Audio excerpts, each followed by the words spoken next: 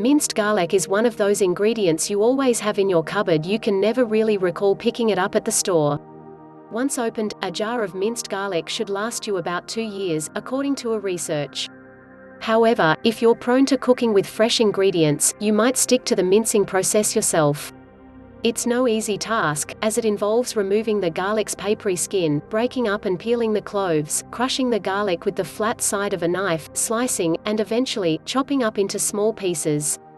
Minced garlic, especially fresh minced garlic, ensures that you're getting the most flavor in your meals. According to Kitchen's food editor Megan Splawn, when you slice or smash garlic, you're breaking down cells inside the cloves. This chemical reaction gives way to a stronger flavor, so the more you break up the cells, the stronger the taste. Therefore, finely minced garlic packs a greater punch than simply smashed cloves. Yet if you're ultimately looking to save time, you should consider getting out your grater next time you're in the kitchen. Grated garlic has all the benefits of minced garlic but saves you a few steps. If you want to maintain that pungent garlicky flavor, grating should work just fine, no pun intended. You'll want to remove the first few layers of skin from the garlic before you get started, and once you've done just that, you can get to grating.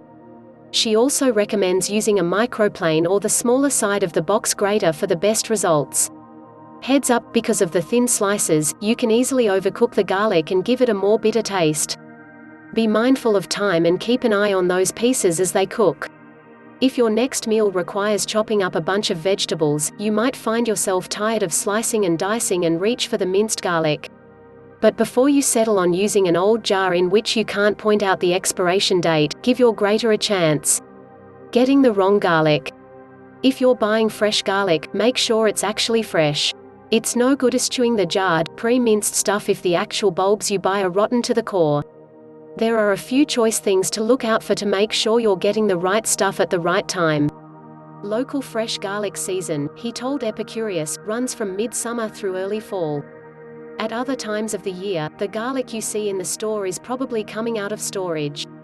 No matter when you buy your garlic, however, it's always good to test what you've got to make sure it's not a dud.